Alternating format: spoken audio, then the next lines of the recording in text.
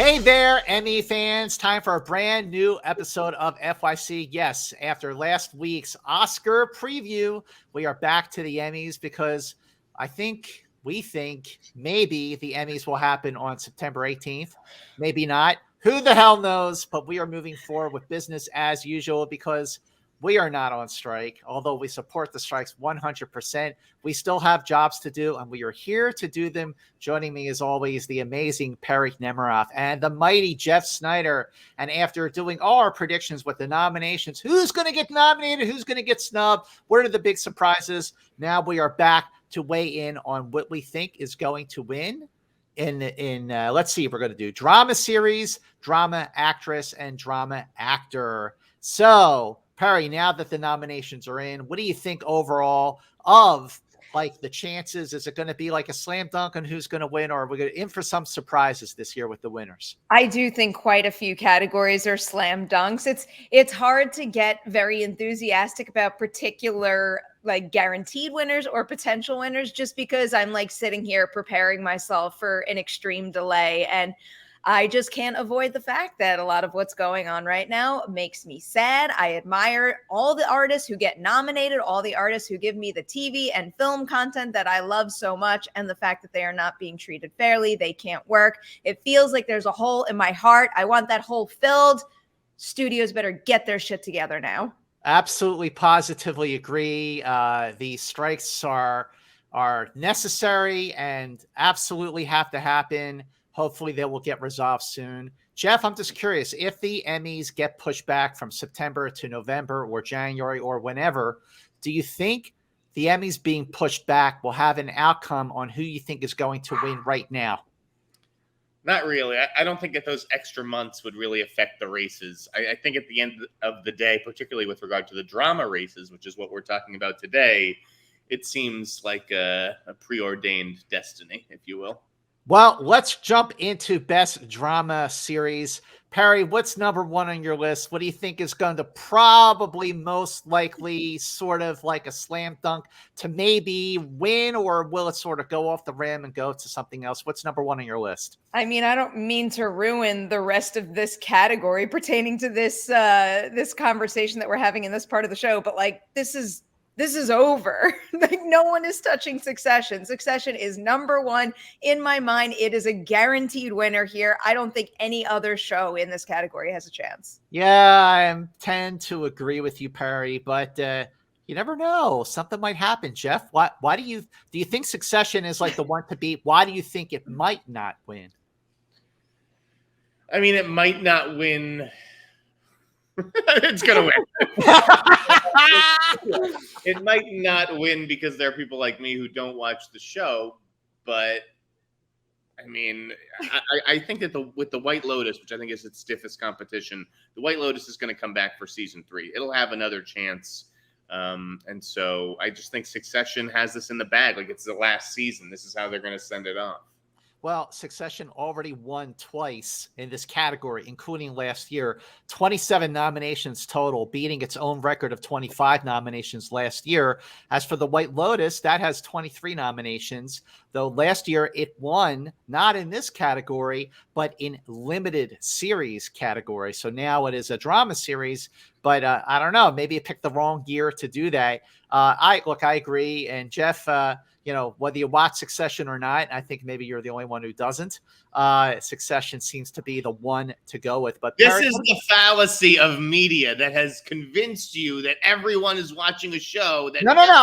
That's wrong. Watch. That's wrong. And by the way, the fact that you don't watch most of these shows and yet you still pick most of the nominations just goes to show you that you know how to read the room. So that is a compliment to you, my friend. Perri, what about the White Lotus? Is White Lotus next on your list, or is it something else? Yeah, the White Lotus is definitely next on my list. I will repeat, I don't think anything has a chance to upset Succession, but if I had to pick one single show, it would definitely be White Lotus. And I do think next year, when certain shows vacate this category, it's going to be White Lotus's award to lose, or whenever they're ready to make another season at this point. White Lotus was fantastic in season 2. I think season 2 was just as good as season 1, and that's a bold statement because season 1 was so good.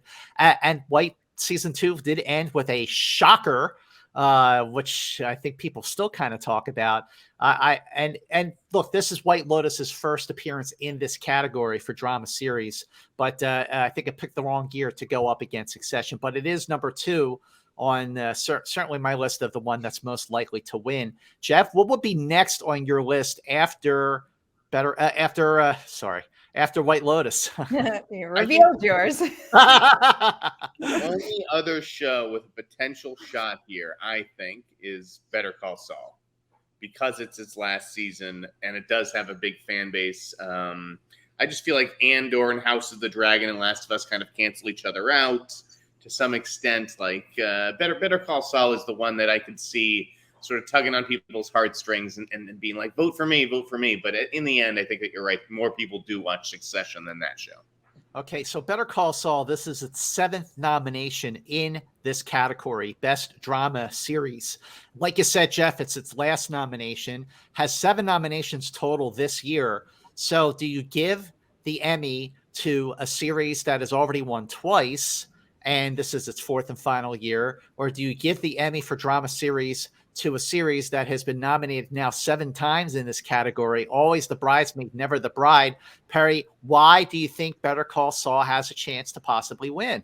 I don't think it has a chance. Perri. But I will say, you both know how much I'm rooting for Yellow Jackets to be the big upset in this category. But even as someone who doesn't watch Better Call Saul, knowing the enthusiasm behind that show and knowing how many nominations, not even in just this category, but all categories that it's accumulated over the years that have never turned into wins, I want to see it win something. Anything at all. This category or any of those other 6 nominations, I will take it. Okay, well, what do you think it actually has the best shot to win, if it wins anything at all? I don't have all of my other predictions in front of me, but one of the ones that comes to mind is Ray Seahorn. I wouldn't mind seeing her win. I'm trying to remember who specifically she's up against before I say that. Oh, she doesn't have a chance to win because Jennifer Coolidge is in that category. Right. Damn. I can't think of a good answer. All right, Jeff, what about you? What's after Succession, White Lotus, and Better Call Saul, what do you think is the next likely nominee in this category to possibly win? I think The Crown, probably. Just because of the respect the Academy has for that show and how it keeps reinventing itself each season in a way. That would be my next one.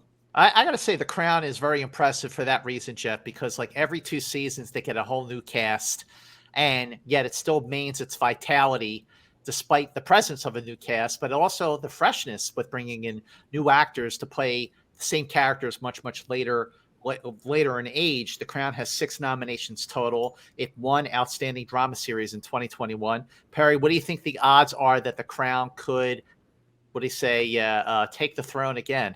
Well, I'll tell you that The Crown is actually number 6 on my list. I have 2 other shows higher, mainly because I'm like, you don't pick Imelda Staunton for a nomination. Maybe the support isn't there as much as we thought. So I have it a couple notches lower on the list. Well, Perri, you and I are sharing the same brain today because I also have The Crown at number 6 on my list. So what is after Better Call Saul on your list, Perri?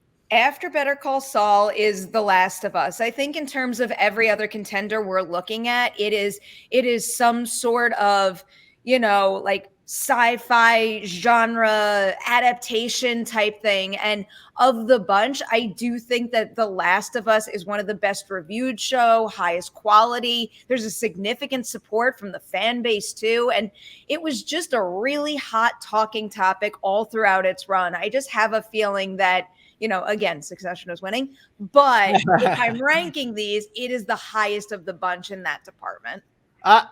Again, we're sharing the same brain here. Last of Us is number 4 on my list. Jeff, where do you put sort of Last of Us in terms of like ranking what's most likely to win and least likely to win? Yeah, I have it at 5. I basically have like the genre shows like Last of Us, Yellow Jackets, Andor, and House of Dragon on the second half of these nominees. But I think that The Last of Us is the clear standout of those 4. I guess the one after that would be Jeez, Yellow Jackets. Yeah. Yeah, me too. Me too. I have Yellow Jackets next. I'm so happy. I have Yellow Jackets at number 5 as well. Only 3 nominations this year for Yellow Jackets, which seems like Absurd.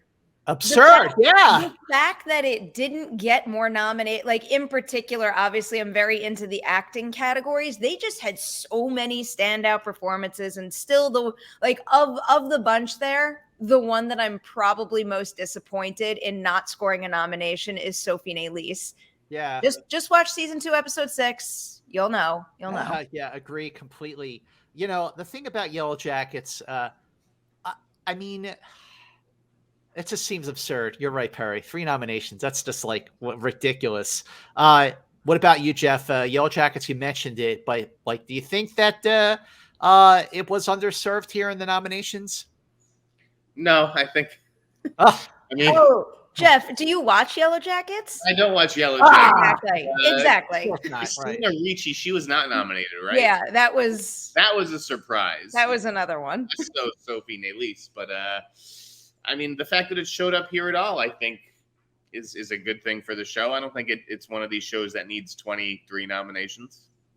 Well, in terms of, I think, certainly the list that Perry and I are sharing today, it's Succession, White Lotus, Better Call Saul, Last of Us, Yellow Jackets, The Crown, and then at number 7, I have Andor. Perry, We got the same list, mans. we do have the same list. Yeah, of course we do. So that has 8 nominations. Perry, is there any chance at all that Andor could use the Force on the Academy and pull off a win? No. No. But 8 nominations for Andor is very, very impressive. I'm happy to see it, and I'll just explain why I have Andor a little higher than House of the Dragon. I think both shows did very well when they came out. There was a lot of talk and a lot of lasting buzz for both of them. I do think that maybe Andor might have been looked at as like a prestige show a little more. And I think some of House of the Dragon's thunder, and I'm just talking about like a minuscule amount in the vast amount of support it got. When it first came out, there was a lot of battle between that and Rings of Power. And I just feel like that consumed so much of the conversation and like narrowed the focus in terms of what those two shows were both capable of. It like reduced their run to just this battle between the two. And I don't know, that's just one of the excuses I've come up with why that is at 8 and not higher up on my list. So that means we actually share the same exact ranking, Yes, Perry. we do. If you have Andor and then House of Dragon also showing up with 8 nominations. So Jeff, any final thoughts on Best Drama Series? It should be Succession, and then there's everything else. And why wait till November or January to do the Emmys? Just like, let's just call it a day. Here you go. Goodbye. I don't want them to drag this out to January. They might. I feel like we will have been a year and a half removed from some of these shows, like The Bear season 1. Well, that's why I asked you, Jeff. That's Right. why I asked if they do it in January or even November, whatever. Do you think that will affect the votes? No, I don't think it will affect the votes. The votes are what they are, and I wouldn't be surprised if people have already is final voting even open? Like, can people vote now? Well, the question is that if they move the Emmys from September to November or January, are they still going to keep the calendar in terms of like when final voting has to be submitted? Yeah, I mean, as of now, I think if they're sticking with the calendar, it's a good question, though, whether they would extend the deadlines and things like that, or if it would just we have all the votes tallied and now we're going to wait 2 or 3 months to put on the actual show. That's a good question. Final round voting begins at this point on August 17th. And if they do extend the voting, then, that could be their way of bringing back all of the events and activities and certainly the income that's going to be lost by not doing FYC events. So they might say, hey, if we're going to move the Emmys, we should move the voting too, so that they can actually campaign, which is something they're not allowed to do now. That is a really, really good question, and I'd be curious to know what the answer is. I'll put it this way. If a show dropped a new season in the next few months and it was terrible, then it could affect things. But it's there is no new season of Succession coming or Better Call Saul or whatever it is. So I don't see it being impacted. All right, then shall we move on to Best Actress in a Drama Series? Jeff, Why don't you start us off here, pal? I mean, I think that this one is locked up as well. I know Perri will argue, but I look at these contenders and I just think Sarah Snook, this is her year for Succession. She's going to win this. No? Okay, first of all, I just want to take offense. I've never seen Perri argue ever in this episode of FYC. Perri, what do you think about Sarah Snook for Succession? Is she number one with a bullet? It's not arguing. It's passionately making my point while respecting yours. But I will be realistic about it at this point, and I will say Sarah Snook is going to win this award. But just because I'm going to state the obvious, because you know where I'm going after this, I do think that the only person on this list that has a realistic chance of taking the win from her, which I do think is very unlikely, is Melanie Lynskey for Yellow Jackets. I think I agree with you, Perri. I think the race for Best Actress in a Drama Series comes down to two people. And while Sarah Snook is in the lead, Melanie Lynskey absolutely is second, maybe even a close second. So Sarah Snook, two-time nominee for Supporting Actress in previous years for Succession. She moved up to Lead Actress this season of Succession, and that move up will serve her well, judging by the sort of unanimous feelings that most people have about her win. Then there's Melanie Lynskey, who was nominated last year for Lead Actress, but Melanie Lynskey is nominated twice this year for both Yellow Jackets and as a guest actress in a drama series for The Last of Us. So that momentum could help or it could hurt. But Melanie Lynskey, like you, Perri, is second on my list in terms of likely to win. Jeff, what about you? Melanie Lynskey is definitely Sarah Snook's stiffest competition. But again, it's just comparing Succession to Yellow Jackets. I think Succession has a much bigger fan base. And there are some like new faces to this category: Sharon Horgan, Bella Ramsey, Kerry Russell. So you never know how much those new shows have caught on. Well, speaking of Bella Ramsey, let's talk about their prospects, Perri, for number 3. Could that move up to number 1? What do you think?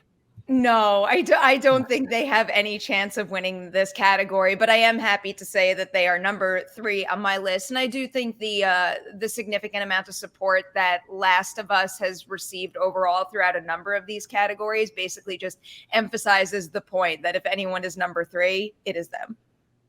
Bella Ramsey in Last of Us. How many episodes of Last of Us were there this year? 7? 8? 7 or 8? 7 or 8. I wasn't sure if it was 7, but I think what about Bella Ramsey, number 3? Jeff, what do you think?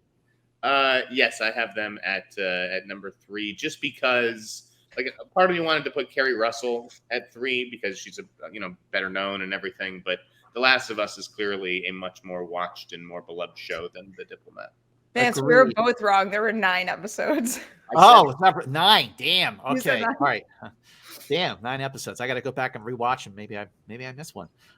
Well, in terms of like the top 3 that we have, Bella Ramsey and then Melanie Lynskey and then Sarah Snook. Those 3 are like, I mean, absolutely deserving for the wins. Where I feel like the next 3 on my list, maybe yours too, are just happy to get nominated. So Perri, who's next on your list? I know you just emphasized the fact that we have newer faces in the mix this year, but I am leaning towards someone who has been in this category quite a bit, and I'm going with Elizabeth Moss for The Handmaid's Tale. I know that Handmaid's Tale in general has lost steam in terms of how many Emmy nominations it winds up getting and winning, but I don't know. The quality of the last season was sky high. And with everything Elizabeth Moss has done in that show thus far, you would think there's no chance she could raise the bar even higher, do any more, or wow me anymore. But somehow she does. And the nomination at all suggests to me that people have watched that show. And it's just hard for me to imagine that someone wouldn't put her higher up on the list, given what her character goes through this season. Jeff, what do you think about Elizabeth Moss in Handmaid's Tale? I think she's a great actress, but I think that's the kind of nomination where it's like you're just trying to fill out the category. You have like 5 actresses you're really passionate about, and then it's like, we have a 6th slot. What do we do? How can we ignore Lizzie Moss on Handmaid's Tale? Well, for Elizabeth Moss is actually a 2-time winner. She won as actress and producer back in 2017, and she was nominated for all 6 seasons of Mad Men. Man, I missed that show. I'll tell you what. I think she should have been nominated for an Oscar for The Invisible Man. I mean, I'm still happy to get behind that idea. That movie, I mean, I tell you, that movie came out like 3 or 4 weeks before the lockdown. So, I mean, that was kind of like apropos that this title, The Invisible Man, and then movie theaters are closed. But Elizabeth Moss in that film is spectacular. It's streaming now on the Peacock, and I've got the Blu-ray, but it's like easy just to hit play. And that movie just is brilliant. It should have gotten a Best Score nomination too. It is still to this day one of my favorite movie scores ever. It's a great movie all around, but we're talking about the Emmys here. So, okay, I think Perri, you and I are still sharing the same brain with our rankings here. So Perri, you take it. What would be next on your list? Jeff's not gonna like this. I'm going Sharon Horgan next, just because I think I've seen, like, if I'm weighing all the love that Bad Sisters versus The Diplomat have received thus far, I see a little more leaning towards Bad Sisters. And like at this point, really, what is the difference with how we're ranking them? But just for the sake of playing the game, I'm going Sharon Horgan and then Kerry Russell. Well, I guess I jinxed it, Perri, because I have Sharon Horgan 6 and Kerry Russell number 5 for The Diplomat. Kerry Russell, who is a 3-time Emmy nominee for The Americans. And, I know when we were talking about the nominations on a few of those shows here on FYC, I really said, the Academy really likes her and the show's really good. And she's going to be sort of a new face for a new show in this category. And I think there's a little more momentum behind her. Jeff, what do you think of that assessment? I think Perri is off here. I think Kerry Russell is just a much more known commodity than Sharon Horgan. And the Diplomat has probably been viewed by a lot more Academy members than Bad Sisters. So I would definitely give Kerry Russell the edge over Sharon Horgan, even though I have heard plenty of, Bad Sisters buzz. Absolutely agree. Kerry Russell, number 5 for The Diplomat. Number 6, Sharon Horgan for Bad Sisters. Okay. So, and I think obviously we're going to, agree that Sarah Snook is probably going to be the big winner. But in the meantime, let's move on to Best Actor in a Drama Series.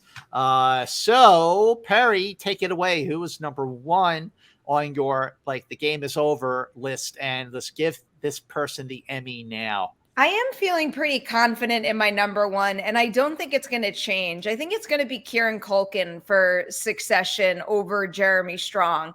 I don't know, Jeremy Strong has obviously kept delivering. There's tons of talk about his performance, but I feel like that kind of buzz had started high and just it was steady. He stayed the course. Whereas Kieran Culkin just shot up as a bigger and bigger phenomenon with every single season of Succession. And I just think it's going to pay off in an Emmy win this year. Okay, Jeff, are you in agreement with Paranormal Activity? No. Okay, what's number 1 on your list? I just have a very hard time believing that this industry is going to give a leading actor Emmy to a Culkin. Oh, dude. What? That is a terrible reason. A terrible reason, and I think an outdated reason. I think Kieran Culkin has very much proved himself with this series. But go ahead, Jeff. Let's hear it. But Jeremy Strong, I think, just sort of I just cannot imagine them going with Kieran Culkin over Jeremy Strong, who to me seems like a much better actor on paper. Well, all right. First of all, Kieran Culkin, he's a 2-time nominee for Succession, but in supporting actor. He moved up to lead actor. And if, in my humble opinion, if you look at any actor or actress from Succession over these 4 seasons, the one who actually changed, the one who actually had an arc from start to finish, the biggest arc of them all was Kieran Culkin's character. He is not the same person at the end of the series that he was at the beginning of the series. Who's the last scene of Succession with? I didn't see it. Who's the last scene in Succession? What's the last shot? I couldn't even remember how many episodes Last of Us was. I think the last scene is Jeremy Strong sitting on the bench. right? the main character of the show. That's why I have a hard time believing that someone. But I agree with you, Jeff. He's like sort of the face of the show, the one who's gotten the most attention. But Kieran Culkin's transformation from the start, even just the start of season 4 to the end, that is the reason he moved up into this category from supporting actor. And I think people really went like, whoa, with his performance. And I agree with you. I mean, Jeremy Strong has been the face, but Jeremy Strong already has a win for outstanding lead actor from back in 2020. I'm team Paranormal Activity on this. Kieran Culkin is my number 1. Do you think that a win for Jeremy Strong, that people see that win and they say, oh, well, he's already won, let's give it to somebody else? Or do you think people see that win and they're like, oh, now, like, he's won before, I feel comfortable voting for him again? I think both thoughts are probably on the table. And I would, if I'm to guess, I would say for an equal amount of people. So I don't think it's automatic. It's essentially going to change who winds up being the winner here. So let me ask you then, Jeff. Where would you rank Kieran Culkin on your list of likely winners? Second. But and the other question that I have is, like, with all these Succession guys here, I mean, what if you can't decide between Jeremy Strong and Kieran Culkin, and then, oh, Brian Cox was so good as well? Does Bob Odenkirk have a chance to jump over everybody and he gets the one win for Better Call Saul because we're giving Succession all these other awards tonight? Well, funny you should say that, because Bob Odenkirk for Better Call Saul is the second person on my list for second over Jeremy Strong. Yep. Oh, wow. Yes, he is. And I think that, Perri, you brought this up a little bit, at the top of the show, but I mean, Better Call Saul, for the love of God, show me the money already, will you? I mean, this show deserves a significant win. If you're not going to give it to the best series, because Succession just ended on such a powerful note, you got to give it to something. And I think that, Bob Odenkirk, who's been nominated now 6 times in this category, for the show to not walk away with anything significant, I think Bob Odenkirk is going to be like the favored choice. Like, we got to give the show something. He's the one to give it to. Let's go. Am I wrong, Perri? What do you think? Bob Odenkirk is my 3, but what I think is going to wind up happening is the large majority of voters are going to vote for one of those 2 Succession actors. And yeah, maybe a very small percentage will suffer from one taking votes from the other. But when you have such a significant amount of the overall total of votes going to those same 2 actors, what does it matter anyway? So Bob Odenkirk might get the 3rd most amount of votes, but I still don't think he's going to come anywhere close to the other 2. So you have Jeremy Strong at number 2 and Bob Odenkirk at Kieran number 3. Culkin, Jeremy Strong, Bob Odenkirk. Okay, and then Jeff, you have Bob Odenkirk. I have Strong, Culkin, Odenkirk, although, again, that's like with my head. My heart says Odenkirk at 2. I just don't see Kieran Culkin winning this award. You willing to place money on that? Huh? You want to bet? Yeah. Okay. We have our first bet. We have our very first bet. So do I get the field? Huh? Do I get the field and you get Kieran Culkin? Wait a minute. I get Odenkirk and Strong? I'm not betting on a specific person to win. Betting that Culkin bet is, does Kieran Culkin win? I say yes, Kieran Culkin is winning. You say no. Yes. All right. Correct? $20. $20. Oh, you're going big, mister. All right. Well, you are on. You were on. We have our first bet of FYC for Emmy season. $20 says Kieran Culkin wins. How, Jeff? Kieran Culkin wins. You have to give me $20 and you have to give Perri $20. How about that? Okay, I will loop Perri into it. Deal. Okay, done. Perri, look at that. I just made you $20. I know. It's gonna. I mean, we're definitely gonna get money. It's like you're already counting the money. Yeah, I'm already planning on how I'm spending that money. Wow. Yes, I've already thought about what I'm. I might actually go spend it immediately after we're done recording. Yes, because it's a sure thing, Perri. Just spend it. Don't worry about it. It's yours. We're both wearing black T-shirts today, so it's all good. All right, so Perri. All right, so that's the bet. All right, FYC fans, what do you think of the bet? Who is winning who is winning lead actor in a drama series? Is it going to be Kieran Culkin for Succession, or will it be not Kieran Culkin? That's the bet. All right. So then, Perri, who's next after your top three here? My number 4 is Pedro Pascal. Again, The Last of Us is doing quite well. It has built a lot of buzz. I think that gives him the next best chance to win, especially because I think with our third Succession actor here, Brian Cox, as good as he is, I do think some of the conversation that could hurt his chances is that he is not in enough of the season to win lead actor in a drama series. Agree completely. Pedro Pascal is 4 on my list, followed by Brian Cox, who's a 2-time nominee for Succession. Obviously nominated this year too. Jeff, is Pedro Pascal, where do you kind of have him ranked there? Yeah, I have him at 4, followed by Cox and Bridges. Jeff Bridges is bringing up the rear for me here, just because the old man, did not get a ton of nominations. He's very good in the show, but it simply doesn't have the profile of the others. I agree with you, Perri, about Brian Cox in Succession. I mean, he's nominated for lead actor. You're talking about switching categories with like Sarah Snook moving up to lead actress and Kieran Culkin moving up to lead actor. Maybe Brian Cox should have moved down to supporting actor. I think that would have kind of been fair, if he's gone after the third episode, after 10 episodes. But anyway, he did get nominated, so there's nothing to do about it now. But I don't think he wins for that reason. And what about Jeff Bridges? I mean, he's an Oscar winner for Crazy Heart, which came out in 2009. He has 6 additional Oscar nominations. He is a legend.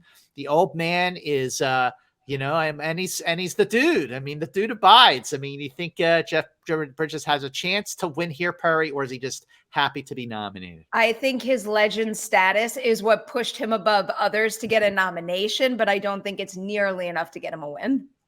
Yeah, I agree with that assessment. So this is the category that really kind of like made this conversation super, super interesting, because 2 of us think that Kieran Culkin is going to win in this category. One of us says no.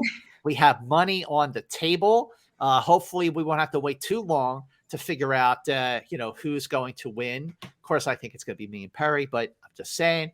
But this does bring our episode of drama series, drama actor, and drama actress to a close on FYC. Make sure you scroll down below and hit subscribe on Perri's YouTube channel, because you are missing out on all the great content if you don't already do that. Make sure you share FYC on all your social media platforms so more people discover the greatness of Mance and Nemiroff and Snyder on FYC. You'll never find a more informed, more fun, more charismatic bunch talking about the Emmys and the Oscars year-round, which we are doing right now. So make sure you spread the news, and make sure you hit us up on Twitter. Let us know what you think. Comment below what you think of our predictions for the winners.